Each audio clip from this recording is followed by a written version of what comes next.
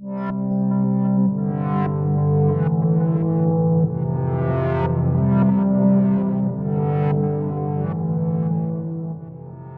guess the first question to dive in here for the viewers would be, what is the power of now?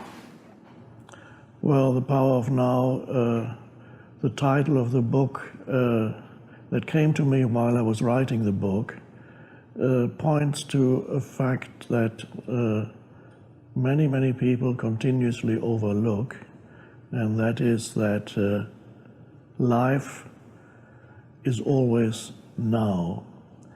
This seems almost too obvious to state, but most people live in a way that almost contradicts the simple fact that life is always now. They live as if some future moment were more important than this moment. So most people always live towards the next moment. They're always on their way towards the next moment. So, or if they get very old, then usually they live in the past, and they still don't live in the present moment. So we're not talking here about making plans, and on a practical level, all this is necessary and great, making plans what to do with your life or what to do the next day or make appointments for the future, that's all fine. But most people are never at home in the present moment. There's always something missing. There's an inner feeling that I need to get to the next moment where I will find some kind of completion or fulfillment. But when they get to the next moment, again, another next moment appears that they need to get to. So there's first of all the simple fact that life is always now. So we can learn, instead of continuously ignoring the present moment, we can first of all realize the amazing fact that your entire life is experienced in and as the present moment. Life is never not the present moment. So it's the most precious thing we have. We could say it's the only thing we have, because the future, what we call the future, never actually comes. Nobody has ever experienced the future, because the moment the so-called future comes, we experience it as the present moment. Mm-hmm. Again, the past, when we talk or think about the past, we can only do that in the present moment. So even thinking about the past and thinking about future, it ultimately happens in the present moment. Now, when we are always mentally projecting forward into the next moment, we miss the aliveness and vitality of this moment, which is ultimately all there ever is. I think it's an amazing realization that many people never actually get to a place where they are able to, except for brief moments, where they're able to come into a good relationship with the present moment. It's amazing. There are millions of people on the planet who live in an almost antagonistic relationship with the present moment. They don't want to be where they are. They'd rather be somewhere else. They may be engaged in some kind of activity, but they'd rather be doing something else, or they'd rather be already at the end of this particular activity. They may be with somebody, but they don't really want to be with them. They'd rather be somewhere else. You know the bumper sticker on some cars that says, it's like things like, I'd rather be golfing, I'd rather be fishing.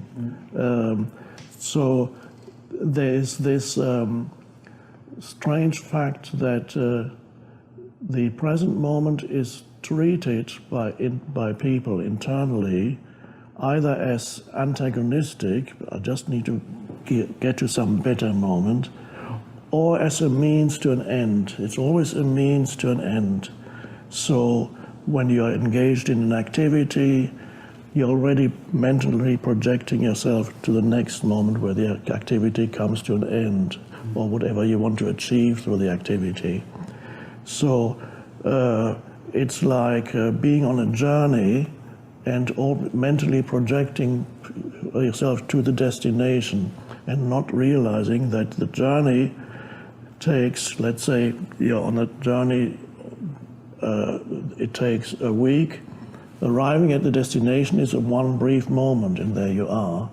It takes 1 week to get there, but if you reduce the value of the steps that you are taking in this moment, if you reduce that to always only a means to an end, then your entire life becomes a means to an end.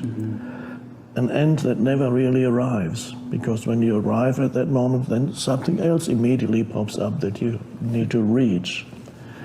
So it's particularly developed in Western society, but also some parts of the East, this inability to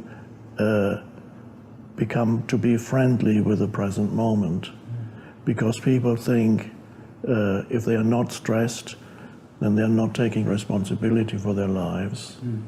But the opposite is actually true. It can be an amazing realization that a person suddenly realizes that they've lived for the past 20 or 30 years always looking for the next thing, never being able to actually enjoy the present moment, except for brief moments when sometimes you have a good meal and there's a feeling of fullness, and then for a short period of time you feel okay. Now, why is it that people cannot be internally aligned with the present moment, and why is it that they find it so difficult to make the present moment their friend, as I call it, rather than their enemy? This little thing is very important. Make the present moment your friend rather than your enemy, and you'll be amazed how many people, without knowing it, unconsciously make the present moment into a kind of enemy.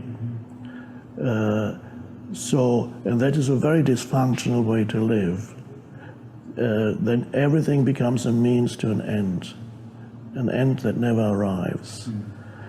Every relationship, when you meet another human being, even that human being then becomes a means to an end, because you want to achieve something through this human being. So it reduces life to something that is no longer enjoyable.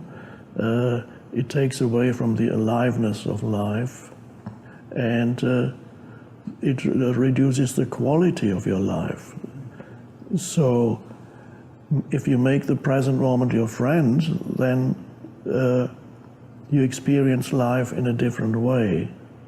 You're still able to make plans, but you're not continuously mentally projecting yourself away from here and now, which happens, for example, whenever you're engaged in mind activity, you're engaged in thinking about what's going to happen.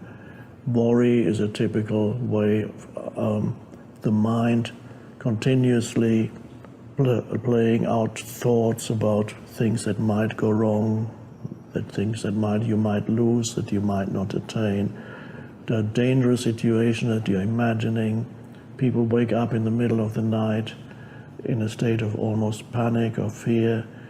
They're in a nice and warm bed, and yet their mind is telling them that they're in a critical situation, which is not the case. It's imagined through uncontrolled mind activity, and then they experience the emotions that they would experience if they actually were in a critical situation.